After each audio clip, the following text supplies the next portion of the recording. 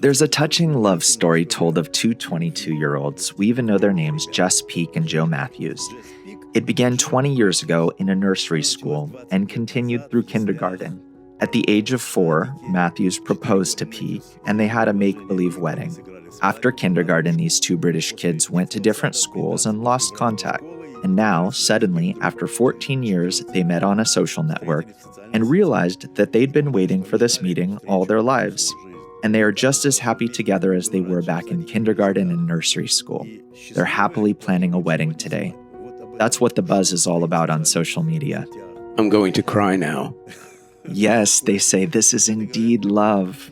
What kind of love is this? They haven't been together. Well, they didn't see each other, but they kept this longing for each other. Well, this is true. Things that happen in childhood leave great impressions. First, now they're getting married. Second, they say that most likely this wedding, this connection, will be a guarantee that they will have a long and happy life. What do you think about this conclusion? What does this mean? Who was it that wrote, "Rarely do we marry at first love"? Yes, I recall such words, but not sure who wrote it. Let's say we rarely marry our first loves. But if we do, is that a guarantee? No. You think no? No. Usually we go through many, many mistakes, trials, meetings, divorces, separations, and then at an age closer to the end rather than the beginning. Do we realize? Maybe even meet someone. Perhaps meet someone? Yes, we meet someone and start appreciating. We meet someone who... Yes. And then we value this connection. Yes, of course. She is not the same little girl with pigtails anymore, nor is he the same boy. Their ideas of connection, closeness, relationships are totally different now. This is how it usually works. In other words, you think until they go through hard times and their ups and downs together, we cannot say that they are... No. Only out of destruction can one learn. Wow. Yes. From destruction? Indeed. That explains why a person who has never gone through ups and downs... Ups and downs. Yes. One is not able to appreciate things. He will not cherish a relationship. So you're saying that you're in favor of a sense of destruction in a connection between people, as if everything falls apart? Of course. It is crucial they experience such feelings also. So they would protect their relationship and not let it get to this. But it will keep hanging over them, right? By all means. How can it not? They are two egoists. Can they perform some kind of surgery on themselves? Can they cut out their egoism and turn into sweet little idiots? It's not good, right? It's impossible. Yes, it's impossible. We meet, learn our lessons, and come to desperation. Then we understand how to build a life when we strive only for good relations. We no longer need, as we used to in our youth, to be in bad relations, then in good ones, and so on. Now we need only good ones. But it's the ups and downs we go through at a young age that lead us to this realization, right? Of course. Really? Yes. Without them, there is nothing. One must accumulate an arsenal of various negative sensations, states, and only then can one avoid them. That's interesting. You store weapons, fight, and then suddenly cast them aside. This is how it will work for humanity. Really? Yes. Meaning humankind is now accumulating various weapons and then... It will understand they need to be cast aside. It's good we've come to this understanding. Therefore, now... Yes. All wars and other troubles happen. Is this the accumulation of weapons also happening for this reason? Everything is only for this reason. So we'll know later that we need to... Of course. There can be no good without the recognition of evil. Not in private life, nor in the general world.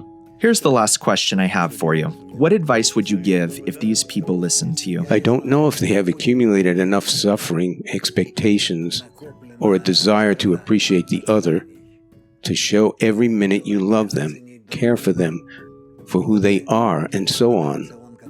In other words, they need to have qualities, impressions from life, which simply do not exist at a young age. That is, should they accumulate these impressions throughout their lives? Of course, yes. If there was such an injection to gain an instant understanding, to see things for what they are, we live happily. Instead, we get divorced, sometimes more than once.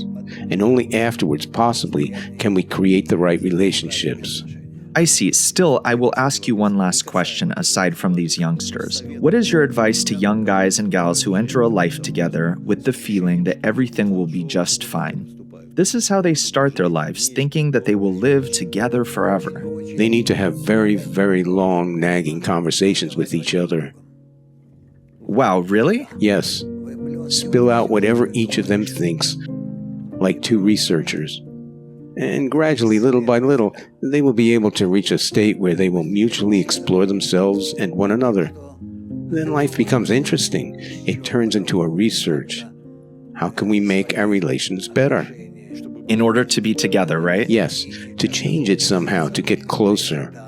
What if we try to do this or that, constantly trying to discover their qualities, feelings, and their relationship as vibrantly as possible? How interesting.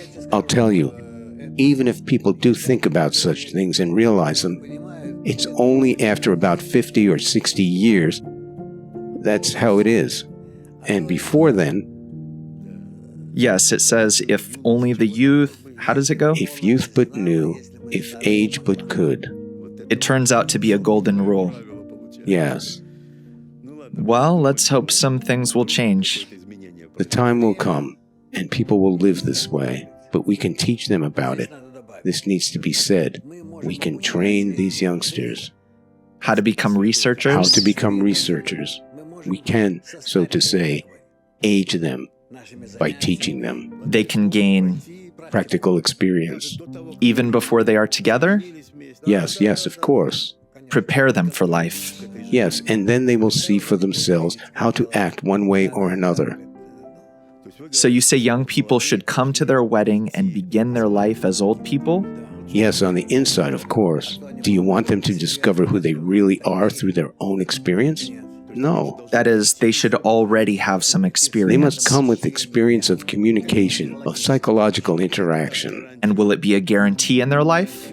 This will give them confidence. They will be able to overcome all sorts of challenges of getting closer. Which will be many. And will turn these problems into greater contact. I see. Thank you. Beautiful. We talked about a scientific laboratory. Yes, indeed. The world needs it very much.